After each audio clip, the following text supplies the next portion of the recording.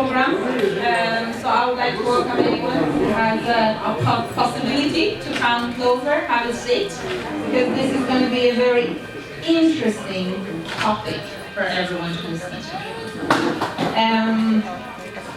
I want to introduce these two beautiful ladies who are going to touch base on an extremely important topic, especially for people in our community, but people everywhere in general.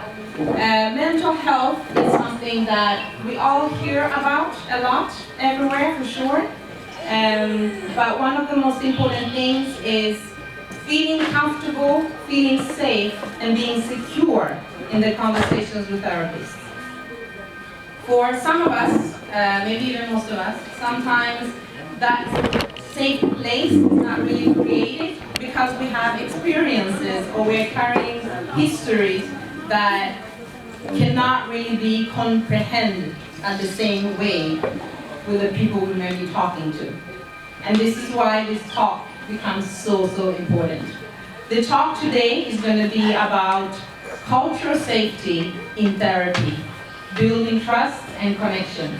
And the two persons, these lovely ladies that are going to host it, are Jabu from Suma Heaven and our own nurse Aisha. I'm going to let you ladies actually introduce the topic, what you're going to touch base on, and a little bit more about Suma Heaven, because that's very important, right? Super. Leading over time.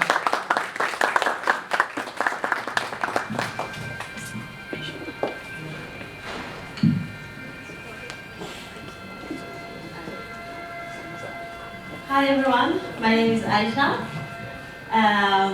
I'm here with Colors of Africa and also Nurse Aisha.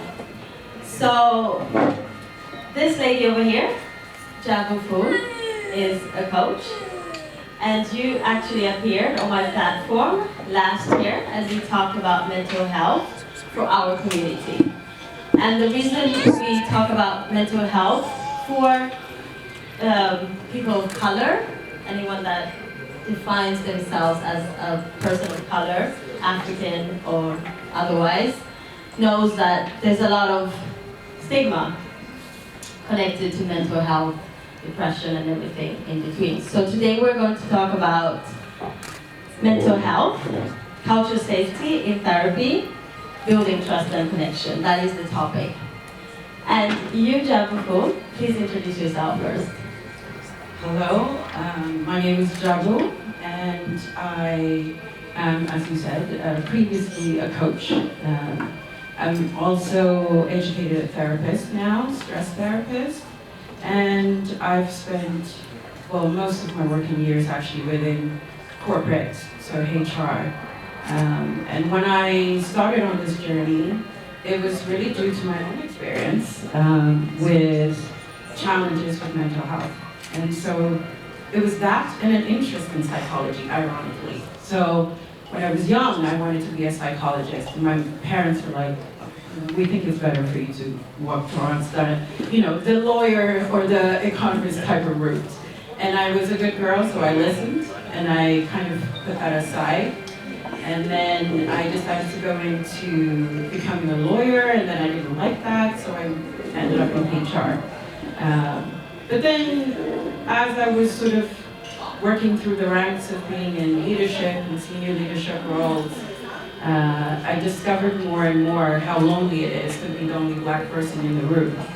And with that, I started to go towards more diversity, equity, and inclusion.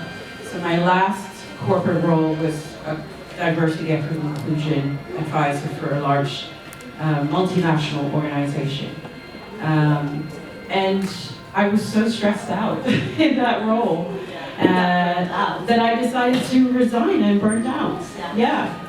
And as I was looking for help and support in this, I realized that the people that I was talking to, as in the therapist I was approaching, didn't really understand the context I was living in. And I figured that there's got to be other people out there who have the same experience. And so I started to deep dive into this area. And discovered, I actually did some interviews for a good year with different people to ask them what was their experience of mental health and what was their experience of addressing different therapists. And the conversations were, and the information I got was quite problematic. Everything from being gaslighted in sessions to being told that they're thinking it the wrong way. So with that, I decided to create something called Suma Haven, which is a platform that connects people of color and actually other ethnic minority backgrounds with therapists and psychologists from ethnic minority backgrounds. And so the idea is to create a culturally safe environment where you can find someone who speaks your language or someone who can at least relate to the cultural context in which you come from. And it's not just that they are experts, they're still licensed people who license therapists and psychologists. There's also unlicensed ones that have the training.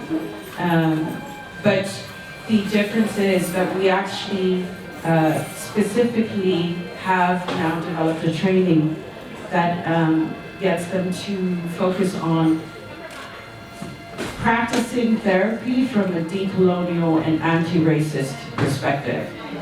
So, that is what we do. That was a long introduction, It was, I'm sorry. and you went through one of the questions to talk about what Suma Haven is. Yeah. But before we go all that way, I wanted to ask you to define mental health, because we're talking about therapy already, but we haven't really defined what mental health.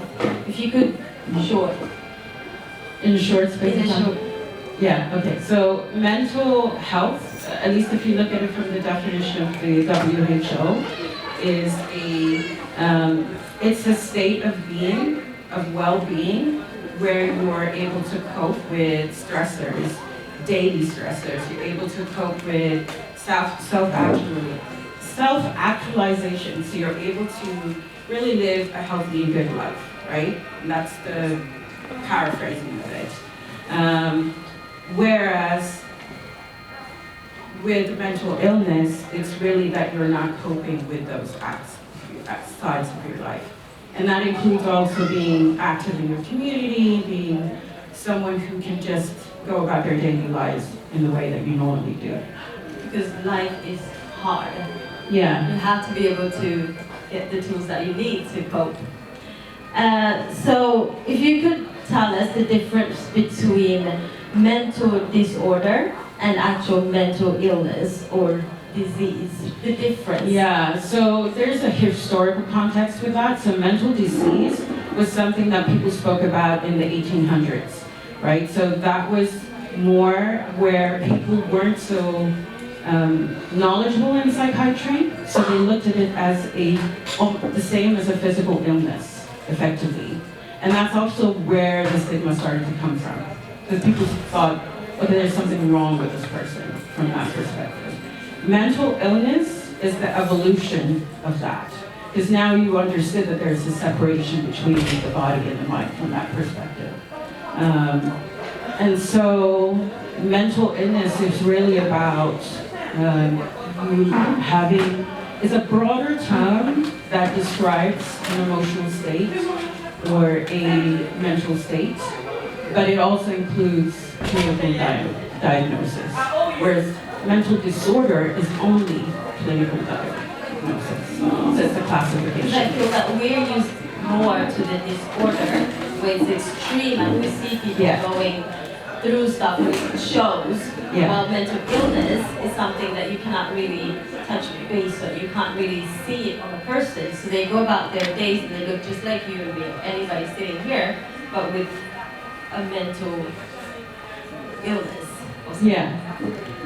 Where they don't feel that they necessarily have control over their emotional regulation. Something in like some ways.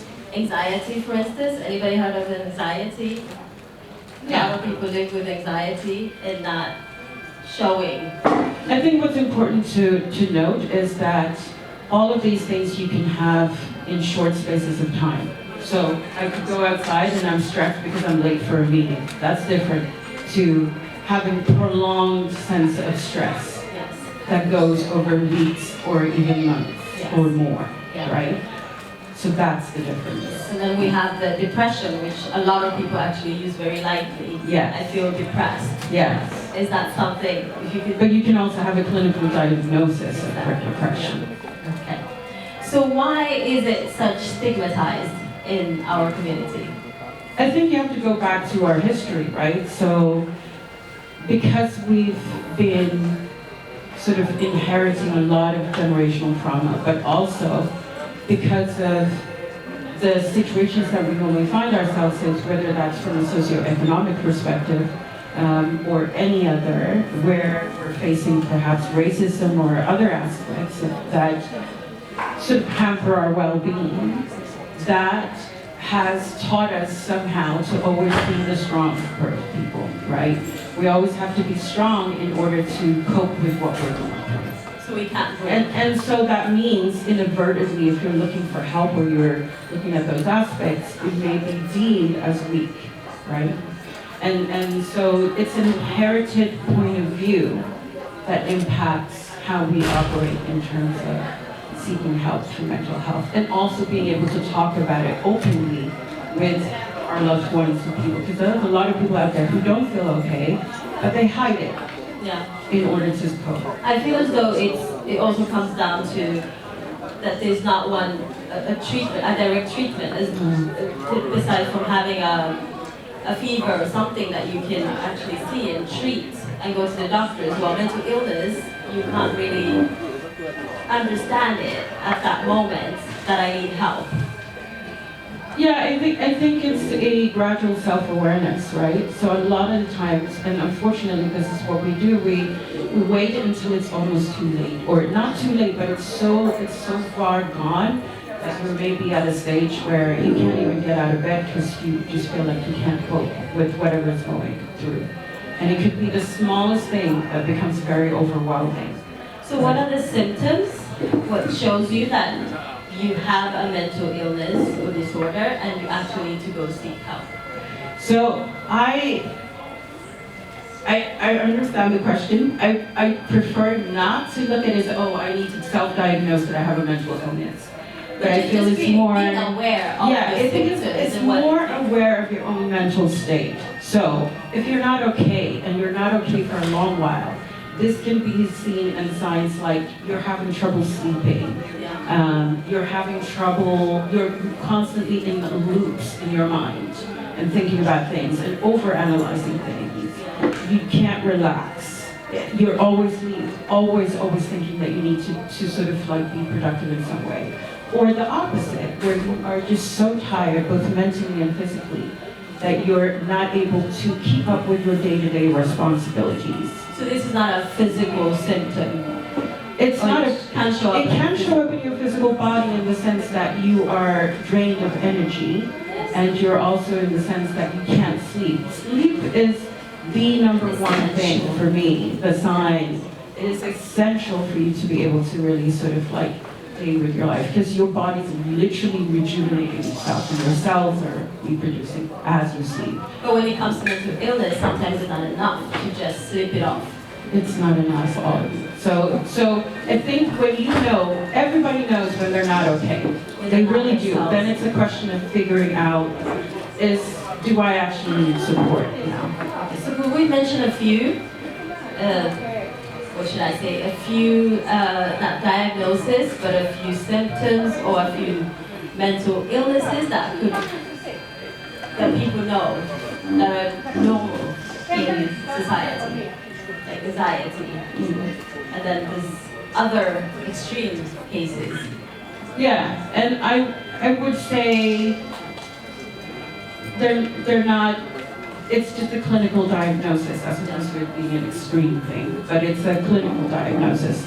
So those could be things like schizophrenia or bipolar or any of those could be. But that is, you have gone to a doctor and they've actually assessed, you've had a psychologist, and they've come to the conclusion that that is what is the thing that you're grappling with. That's the challenge that you have. Yeah. So treatment. Yeah. What is the treatment? So I would say, I don't really want to go into what the treatments are because they're going to be different for different people. But what I would say is that the best way to get a treatment is to get support and help. Yeah.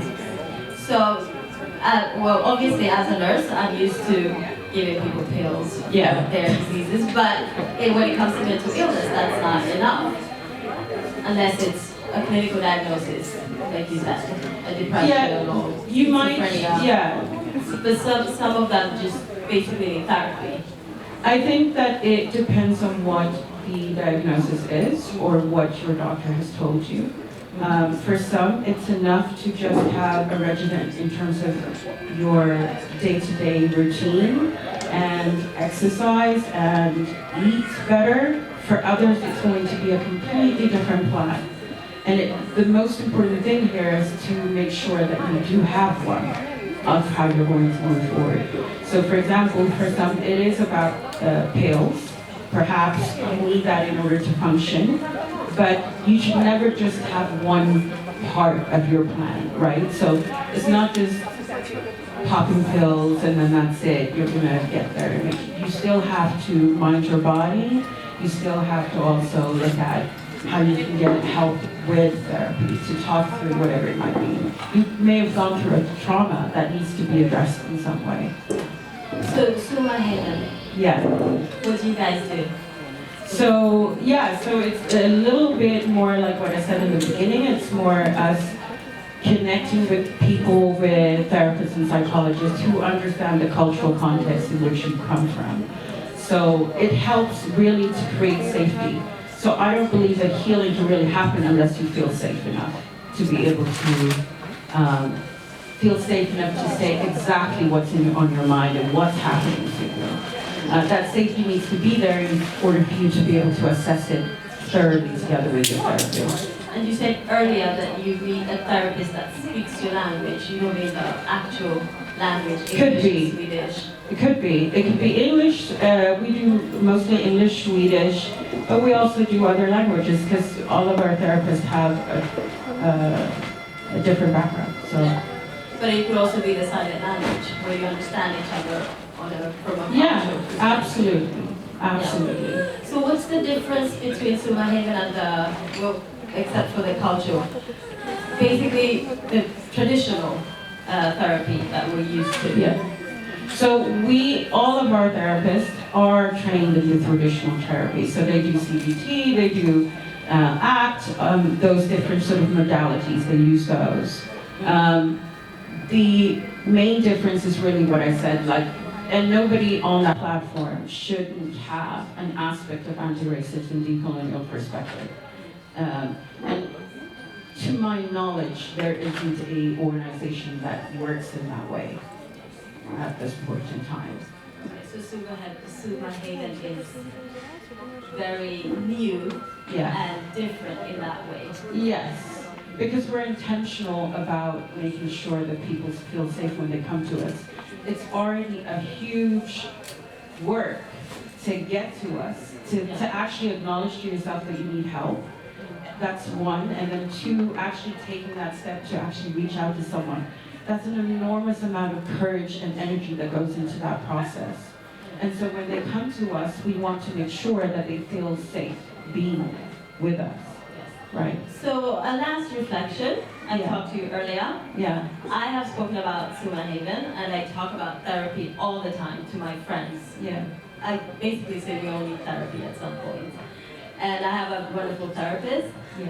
So what the ladies I spoke to yesterday evening, we talked about the pricing. Yeah. They know that they need therapy. Yeah. They feel as though it's too expensive. Yeah.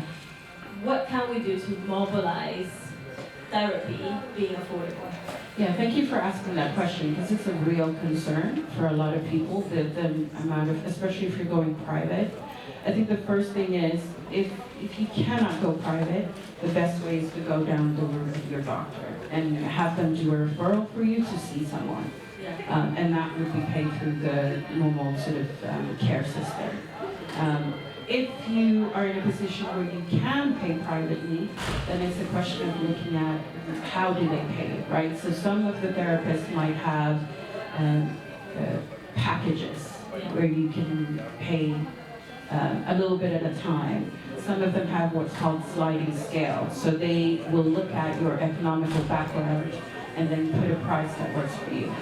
We personally, as an organization, we're trying to find ways to, to create a business model that works so that you can drive the price down a little bit, but at the same time, I think it's also very important to think about the mindset shift we also have to make on how we value therapy, right? Because a lot of us see that that is like a last resort that we attend to, but it can also be used as a preemptive note, which means that you're not going to be in that seat for very long. And also you'll gain the tools to be able to take care of yourself in a different way. So you don't have to go to therapy. And so for us, we're looking into having maybe group therapy sessions and different informational things, pretty much like this, where we're just like educating people on how to take care of themselves from a mental perspective. Prioritizing the mental. Yeah, and really prioritizing your mental well-being. If there's anything I would want the audience here to take with them is to prioritize this and to learn when you're not feeling off. You know when you're not feeling off as a person. Nobody else can tell you that, right? So it's really, really important to listen to those signals because we are great at ignoring those signals and just rushing through our days. So it's really important that we really listen to that. And like, if I need to take a day off, I'm taking a day off. If I can afford it. If I can't afford it, what is the next best thing I can do for myself in order to take care of myself in that moment? Yeah. And we talked about burnout. Yeah. That was very... Yeah, something that you experienced. Personal experience, yeah. And that is part of a mental illness. Yeah, Basically, just not being able to get out of bed and being able to do your job. Yeah. Yeah. And I think it's the most common and most prevalent mental, I would say, not well-being or challenge that most people face today is burnout. And that could be from being a student and having way too many exams to like having pressures at work, or even feeling that you're in a toxic environment at work and discovering a lot of different things, right? And that's impacting your well-being. So with all of those things, it's always good to look at the root cause and also look at what can I influence in the moment. So what is within my control and what is outside of my control. Focus on what's within your control. So if you're in a toxic environment, is it within your control to look for a different job or not? Right? Just an example. Yes. So before I personally went to therapy, I had my tools that I use to feel better about myself, to basically unwind and basically prioritize my mental health. And that was through prayer, journaling, and exercise. So when that is not enough, because you talked about this on Zoom and you talked about religion, because a lot of us in the community use religion as a fallback. Does one outdo the other? So, and this is my personal conviction because I'm also a Muslim and very much someone who is religious. So I would say this, that the two don't cancel each other out. You can do both because they operate in different ways, right? So for me, speaking to my higher person, right, is my way of communicating what's in my heart.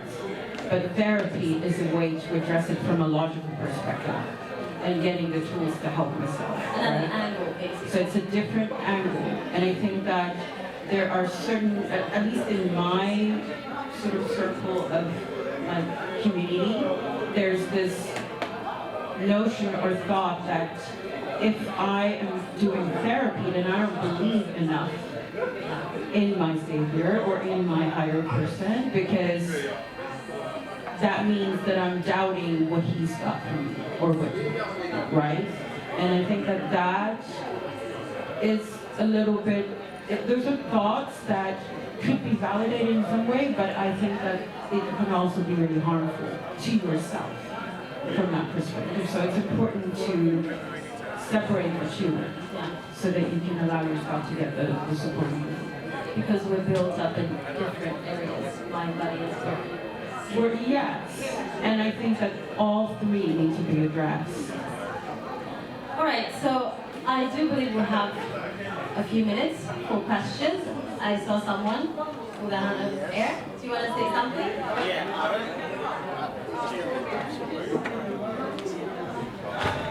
Think you can take a question? The question was like, I heard you say like you have to recognize the singers. You have to what? Recognize the singers. The singers. Yeah. I mean, when those singers come, they also like fear. Like, I mean, when they're singing, but when you want to take that step, like, Yeah. face come and stop you From taking the actual. So how do you actually overcome? Once you recognize the singer, and you also have to overcome. That is an amazing question. Hear the singer also has this thing. Amazing question. I don't know if everyone got the question, but how do you overcome the fear of actually dealing with the signs that you see, right? And I think the way to address it is to be honest with yourself and figure out where is that fear coming from. What is the root cause of that fear? Is it what other people are going to say if they find out? Is it that, you don't know what's on the other end of you healing? Whatever the fear is, look at that and then ask yourself, is that really true? But what is that fear from yourself? So for me, there was no fear to go and look for help. And the reason why it wasn't is because I live in a family where it's allowing. But I also am very aware that there are many families out there where it is not allowing. You are supposed to be strong all the time. And you're not supposed to show weakness in any way, shape, or form, right? So it's all about the culture that we live in and how that impacts how we think about this, right? So if you feel the fear, figure out where that's coming from. If it is, if I address this or talk about it, then maybe if it's my family and how they're going to react to it, then you don't talk to your family about it and go and seek the help. Because the people that you're talking to, they're under confidentiality clauses. So for example, all our therapists, if you speak to them, nobody's going to know that you're speaking to someone. And you can address it for yourself, right? I think. And then you can maybe tell your family afterwards. Because you still want to keep that honesty with them. I think maybe talk to yourself if you're okay hearing that story. Because for me, I've been through, there's a time where I wasn't comfortable talking about my brother's addiction because I felt it was shame to my family. But we were falling, all of us, because of his addiction. And today I'm not afraid to say that, my brother's a drug addict, he's an alcoholic, and it's shameful for the family, but it's not anymore because when we actually talk about it, then it came from a mental illness which he numbed with alcohol and drugs, and then it hurt our whole family. So today when I talk about it, it affected me very, very much. But now, when I'm okay talking about it, it's not shameful because I know other families are going through much more than I can comprehend. And it's not okay to just push it under the rug. Just talk to yourself. Are you okay? Because then that puts me back to the girl that wrote about a book, Ebonita. She talks about how she was molested as a child. She put that in a 200 page book with the graphics of how she was raped as a child. But it came from her. She was okay to talk to herself about what happened to her, then now the world can read about it. So I think you have to start with yourself. Are you okay hearing your story, telling your story to yourself? Yeah, and I think I just want to close that out by saying any fear that you have, regardless of what fear it is, maybe if it's in this context or a different context, it loses power over you the minute you start to actually address it.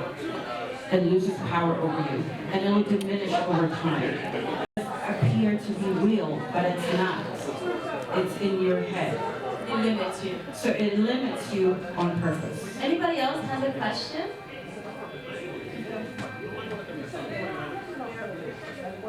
More like a point of clarification. You had said that you guys give decolonialized and anti-racist therapy. Could you elaborate on what those two words actually mean in like the context of the therapy setting? Yeah, so the context is that we have, there's an organization called PSAB, PISAB, who do anti-racist and decolonial training for practices with regards to therapy and other different roles as well, so social services. They're an American organization, but they train people in people-facing roles. Right. So what we're doing right now is we're adopting the training that they have given us into an onboarding training that we do for our therapists and psychologists who come into our platform. And what that contains is cultural safety. So cultural safety is actually based on a concept that was made by someone called Indra Hepeti Ramsden from New Zealand. So that it's a 5 principles, and that contains the perspective of looking at yourself from a position of power, the perspective of looking at yourself and knowing the history of decolonialism, what that means, and also anti-racism, the history of it, where did it come from, right, and why was it there? So it's more understanding all of those aspects and then being able to apply that in your position, because it's increasing your awareness as your own therapist, you as a therapist, and your own biases. We all have them, right? So it's about understanding that and being able to separate that from the way that you show up with your client in your session. So that's how we do it. And just to sum up, because as you can realize, we are in a different culture than we were born into. So to say we're in Europe, and usually my first therapist that I got through work, going through the issues with my brother, he didn't understand that, why I had to take care of my big brother to help him through his addiction. So I guess that is what we're trying, Superheaven is trying to work with. Someone who actually understands your culture, your background, and what you build up. You're not just one thing, you're different things. We come from group settings. We're kind of a family, while here it's an individual society. So that person that you go to seek help with your mental illness has to understand this, that you're not that one individual, but you have a whole group. Alright, and while we're on the theme of decolonialism in this particular context, I don't know, you guys would probably be better experts on this, but historically speaking, within like African cultures as a whole, Historically speaking, within like African cultures as a whole, they're very diverse. Was there a particular kind of system to address these types of challenges even in the pre-colonial era? Is there any specific culture you could point to per se and say, well, they had this system where ex-elders would be able to address the issues of members of the community and so forth? And if that exists, are you taking any elements of that particular system and applying it now to people who it may relate to? So I don't actually know whether there was a particular system from a particular African country, but if you look at the way that we live generally, in most African countries, we've always had our ancestors, our history, and our history has always been told to us through word of mouth. And that has then been the anchor for our grandparents to tell us and give us advice and wisdom from that perspective. So whenever we had a problem, our most natural person to go to were our grandparents. Today, it's like your uncle's coming at your house and talking to you if you have a marriage problem. It's your you know, your aunties. And that is like literally what we've inherited from that perspective. So now, if we come back to the individualistic perspective of doing this, because let's be honest, like therapy is a Western need. And that's why I was asking. So it is a Western need, Yeah. right? So the way that we're doing it now is we're looking at how can we take some of the Western way of doing it and then applying it to our context. And I'm going to be honest with you, we're just on our journey to discovering all of this. So we're talking to, there's a lady called Michelle Souden, who's amazing, and she's done a lot of research on, you know, just indigenous practices, healing practices, and how those can be applied. And so we're looking at studying all the different modalities and trying to bring that back and then seeing how can we put that together with the Western ways of doing things. So that's our journey right now. But we are just at the beginning of this journey. So it's more westernized than what it is in general, right? But And there's nothing wrong with that. yeah, but the first step is knowledge. And so what we're doing is we're filling our therapists with knowledge. Because even though, for me personally, even though I'm born and raised here, but I have African parents, I was raised like any other African kid from that perspective. But I still lack knowledge about my history. And so with that, I have to go out there and search that first in order to provide a service that would really help other people. Yeah. All right, so we've gone over time. That's okay. I feel this was insightful. Thank you. Thank you. All right, so we're gonna wrap up. Thank you so much for listening in. Jagofu at Suma Heaven. You have Instagram? Yes, we're Suma Haven, S-U-M-A Haven, H-A-V-E-N. And she's still we're around? on Instagram. I'm still around, If yeah. anybody wants to talk therapy to you, they can All right. come to you so you can tell them more. And I am Aisha, Nurse Aisha, on Instagram, YouTube, TikTok. You can find me there. All right, thank you so much. We'll hand over to the next speaker. Thank you.